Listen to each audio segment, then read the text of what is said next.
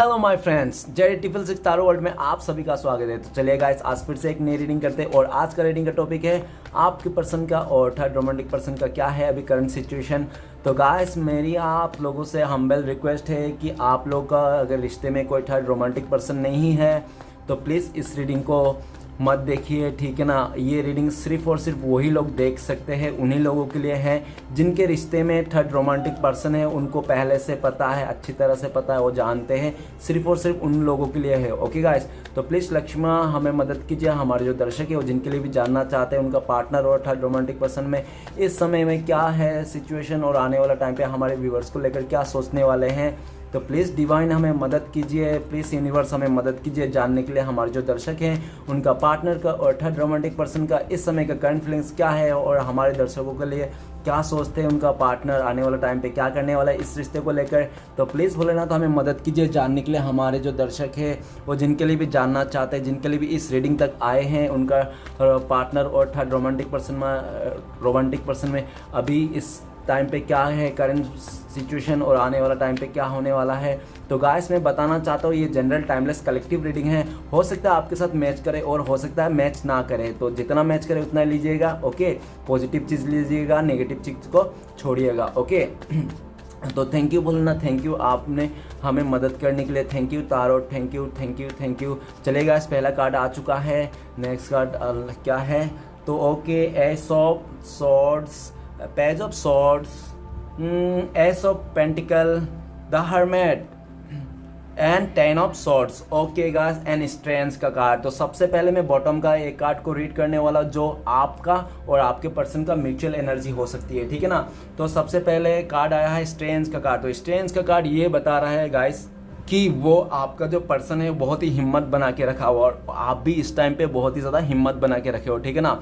आप भी अपने गुस्से को काबू करके रखे हो। आप नहीं चाहते हो कि आप लड़ाई झगड़ा करो, ठीक है, कॉन्फ्लिक्ट नहीं चाहते हो, इसलिए आप अपने गुस्से को काबू करो। और आप सोच रहे हो कि अगर पर्सन आया आपके लाइफ में तो आप उसको मतलब फटाक से नहीं बोलोगे, गुस्सा नहीं दिखाओगे। स्टार्टिंग में 1-2 दिन आराम से बात करोगे, फिर आप मतलब पूछना चालू करोगे और गुस्सा दिखाओगे, ऐसा आपको महसूस हो रहा है, ठीक है ना। तो इस समय आपका पर्सन है ना बहुत अपने आप को हिम्मत बना रहा है, करेज बना रहा है, ठीक है ना। और ऐसा दिख रहा है कि वो लॉयल्टी निभाना चाहता है, ठीक है ना।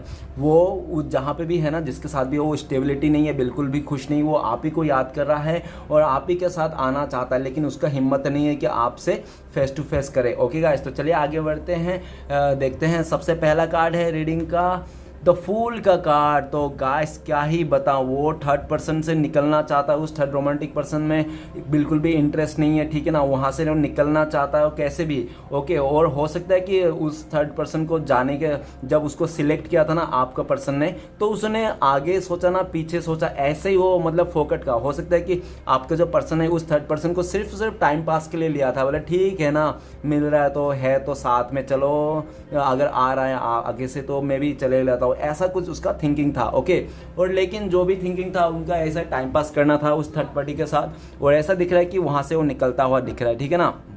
और ऐसा दिख रहा है कि वो इंसान आपके साथ आना चाहता है, ठीक है ना, और आपके साथ फिर से एक रिश्ता नया शुरू करना चाहता है, वो भी शुरू से जीरो से आपके साथ फिर से वो रिश्ता शुरू करना चाहता है। और पहले तो उस जगह से निकलना चाहता है, और उस जगह से निकलने के लिए अभी आपका बंदा बंदी जिसके लिए भी देख रहे हो ना, कोई नहीं रोक सकता, क्योंकि उन्होंने ठान लिया, ठीक है ना। चाहे वो गड्ढे में गिरे, चाहे वो खाई में गिरे, लेकिन उस थर्ड रोमांटिक पर्सन से वो निकलना चाहता है। That's all. वो हो सकता है फुल का कार्ड, वो निकल चुका है, ठीक है ना, वहाँ से निकल चुका है, अपना बोरिया बिस्तर बांध लिया उन्होंने और वहां से निकल चुका है। वो थर्ड पर्सन उसको रुकाने की बहुत कोशिश कर रहा है। वो बोल रहा है आपका पर्सन को, डियर रुको रुको, मत जाओ, मैं तुम्हारे लॉयल हूँ, मेरे लिए तुम मेरे लिए बहुत वो हो, कदर करता हूँ मैं तुम्हारे, ये वो फला, बहुत कोशिश कर रहा है, ठीक है ना। लेकिन फिर भी आपका पर्सन है ना नहीं सुन रहा है, किसी का नहीं सुन रहा है। उसने झोला वोला ले लिया, सब पैक कर लिया और वहां से चल दिया। अभी उसको पता नहीं कि आगे आप माफ करोगे नहीं करोगे, उसको कुछ नहीं पता, ठीक है ना।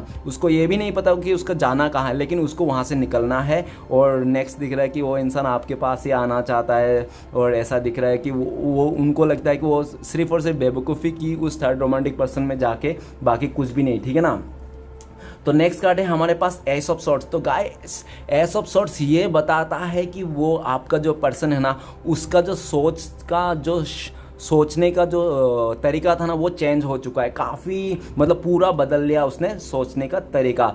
अभी जो वो सोचता था ना, जो भी सोचता था अपने लाइफ में, जैसे भी सोचता, मेरे से ज़्यादा आप जानते होंगे क्या सोचता था क्या करता था, तो वो सारे चीज़ उसका चेंज हो गया, ठीक है ना। अभी उसको इस रिश्ते में जीतना चाहता है, वो आपका दिल जीतना चाहता है और वो विक्ट्री चाहता है, ठीक है ना। वो आपको एंगेजमेंट करना चाहता है, आपके साथ शादी करना चाहता है, आपके साथ इस रिश्ते को सक्सेस चाहता है, ठीक है ना। और जो भी आपके लिए बुरा थिंकिंग था ना, नेगेटिव थिंकिंग कि आप ऐसा हो वैसा हो, जो भी उन्होंने कहा था, तो वो सारे चीज़ उसको रियलाइज़ हुआ कि ऐसा कुछ भी नहीं, ठीक है ना। आप अपने जगह में बहुत सही हो और वही इंसान में गलत था जो उसने बहुत ही मतलब जल्दबाजी में आके वो डिसीजन ले लिया, ठीक है ना। तो अभी का टाइम पे वो इंसान आपके साथ फिर से इस रिश्ते को नई शुरुआत करना चाहता है, आपके साथ आना चाहता है, उसका जो थिंकिंग है वो चेंज हो चुका है आपके वास्ते, ओके। और आप दोनों के रिश्ते में बहुत ज़्यादा पॉजिटिव सोच रहा है। नेक्स्ट है पेज ऑफ सॉर्ड्स। तो पेज ऑफ सॉर्ड्स ये बता रहा है कि वो अब बहुत टाइम से हो रहा था, सोच रहा था कि आपको कैसे फेस करे, कैसे आए आपके सामने, ठीक है ना। आप कहीं उसको भगा ना दो फिर से कि तुम क्यों आए हो, इतना दिन से तो नहीं है, अभी क्या लेने के लिए आया हो, तो आप भी गुस्सा ना दिखा दो उसको, ठीक है ना। तो वो भी इंसान ना आपका पीठ पीछे बहुत ज़्यादा जासूसी कर रहा था आपका, ठीक है ना,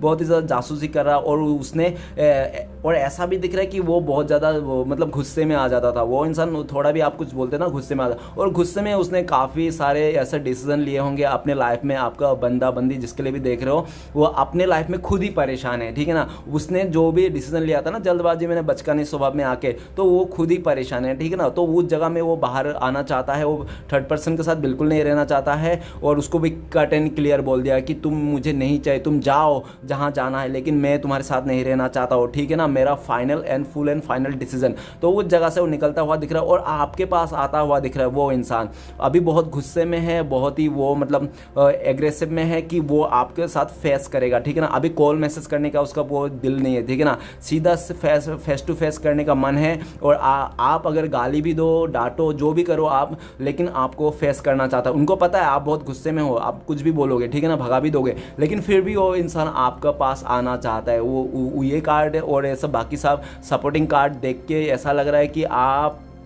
अभी आप चाहे कितना भी कुछ कह लो उस इंसान को, उस बंदे को, लेकिन वो इंसान आपके पास आके ही रहेगा।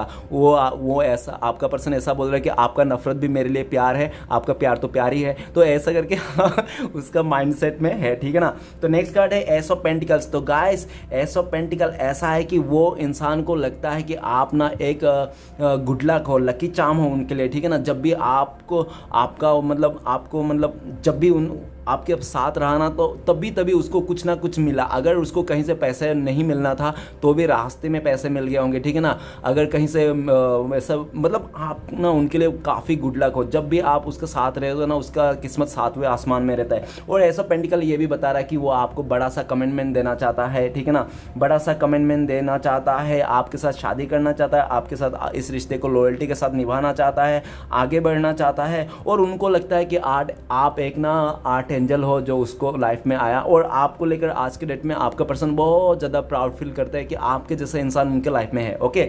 नेक्स्ट कार्ड है द हर्मिट का कार्ड। द हर्मिट का कार्ड ये बताता है कि वो इंसान ना बहुत ही ज़्यादा ऐसा है कि काम कर करके थक गया, ठीक है ना। हो सकता है कोई अदर रिश्ता में काम कर करके थक गया, नहीं तो फैमिली मेम्बर का सुन सुन के थक गया, मतलब थक गया, वो पूरी तरह से अपने लाइफ में थक गया, ठीक है ना। हर तरफ से बहुत ज़्यादा काम करके भी वो थक गया। अभी उसको ना कुछ भी एफर्ट नहीं लगाना है, ठीक है ना, कुछ भी एफर्ट नहीं लगाना है। और ऐसा भी दिख रहा है कि आप भी इस रिश्ते के लिए बहुत एफर्ट लगाया था, जो आपका पर्सन आज के डेट में रियलाइज़ कर रहा है, ठीक है ना। आप पर्सन आज के डेट में रियलाइज़ कर रहा है कि आपने कितना एफर्ट लगाया था इस रिश्ते को बचाने के लिए, उनको समझाने के लिए, इस रिश्ते को आगे ले जाने के लिए, ठीक है ना। लेकिन आपका बंदा है ना तो समझने को तैयार ही नहीं था, और कुछ ऐसी बातें हो जाएगी जिसके बारे में उसका माइंडसेट में बदल गया, तुरंत ही उसका माइंडसेट चेंज हो गया और वो इंसान चले गया, ठीक है ना, आपको कुछ बोल के चले गया, ठीक है ना। लेकिन बोल तो क्या तो गया वो इंसान, आपको तो दूरियां तो दे दी, लेकिन वो आज भी रियलाइज़ करता है। अभी आपका जो बंदा बंदी जिसके लिए भी देख रहे हो, वो इंसान ना बहुत ही रियलाइज़ कर रहा है अपने गलती को, कि कहाँ कहाँ उसने गलती किया, किस किस वजह से आप दोनों का रिश्ता टूटा, तो सारे चीज़ को रियलाइज़ कर रहा है। और क्यों वो उस थर्ड रोमांटिक पर्सन का उन्होंने पास्ट में गया, ठीक है ना, प्यार नहीं होने के बावजूद भी उस रोमांटिक पर्सन को क्यों उसने सिलेक्ट किया, ऐसा क्या रहा, तो सारे चीज़ वो ना एकदम चुन चुन के याद कर रहा है। और वो ऐसा भी है कि अभी वो इमोशनली किसी के साथ भी नहीं है, वो बहुत ही डिटेच है, बहुत ही अकेला है, और उसको लगता है कि ये अकेलापन और ये जो दूरियां है ना, और ये जो उसका मन अशांत है ना और डिमोटिव है, वो सिर्फ और सिर्फ एक ही इंसान वहाँ से उभार सकता है उसको, और वो इंसान है आप। अगर वो इंसान आपके पास आए तो आप उसको हील कर दो। और ऐसा भी दिख रहा है कि उन्होंने ना आप दोनों के दूर रह कर ना उन्होंने अपने लाइफ में काफ़ी एक्सपीरियंस लिए हैं, ठीक है ना, और जितने भी उसने एक्सपीरियंस लिया है ना आपसे मिलकर, आपका प्यार को, आपके साथ को पाकर और किसी और के साथ जाकर जो भी एक्सपीरियंस लिए ना, वो सारे एक्सपीरियंस उसका अभी ऐसा लग रहा है कि वो सारे एक्सपीरियंस के अपने यारों दोस्तों जो भी आसपास के लोग हो उनको समझा रहा है, हील कर रहा है कि देखो ऐसा नहीं करना चाहिए, ऐसा नहीं करना चाहिए, रिश्ते में ऐसा करोगे तो ऐसा, वो अभी लोगों को समझा रहा है, बुझा रहा है और अपने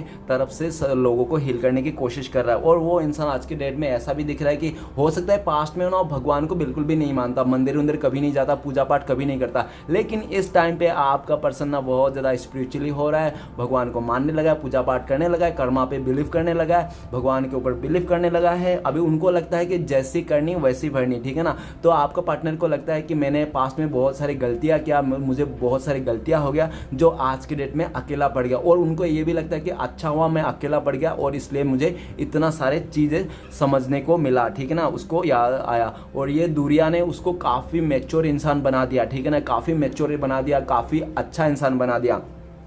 नेक्स्ट कार्ड है 10 ऑफ सॉर्ड्स। तो गाइस 10 ऑफ सॉर्ड्स ये बताता है कि वो इंसान बहुत ज़्यादा पेन में, आप दोनों का जो दूरिया है ना उससे सहा नहीं जा रहा है, और हो सकता है कि उन्होंने आपको ये 10 ऑफ सॉर्ड्स का दर्द भी दिया था जो आज के डेट में उसको रियलाइज़ हो रहा है, और खुद का साथ भी वो बीत रहा है। 10 ऑफ सॉर्ड्स लाइक मैंने बहुत ही अंधेरा, डार्कनेस, एक लाइफ में बहुत ही डार्कनेस बोलते हैं ना कि हर तरफ से फंस जाना, कुछ आगे का नहीं दिखना, तो उस तरह से सिचुएशन में आपका पर्सन अभी आ चुका है। हो सकता है कि उनका फैमिली मेम्बर से कोई उनको ऐसा हो गया होगा जो उसका मतलब चीटिंग कर दिया, चीटिंग लाइक धोखा हो गया, नहीं तो हो सकता है कि उनको ना उसी थर्ड रोमांटिक पर्सन से धोखा मिल गया हो, ठीक है ना। और ऐसा भी दिख रहा है कि आपका बंदा बंदी जिसको भी आंख बंद करके भरोसा करता है, उनको लगता था कि ये इंसान मुझे कभी चीट नहीं करेगा, वो ही इंसान उसको चीट कर दिया, और आज के डेट में वो इंसान आपका पर्सन मरा हुआ सोचता है, और ये भी सोचता है कि उन्होंने सेम टू सेम हालत जो उनका है ना वही हालत आपके साथ उसने क्रिएट किया था, और आपको भी इसने मरा हुआ हालत में छोड़ के गया था,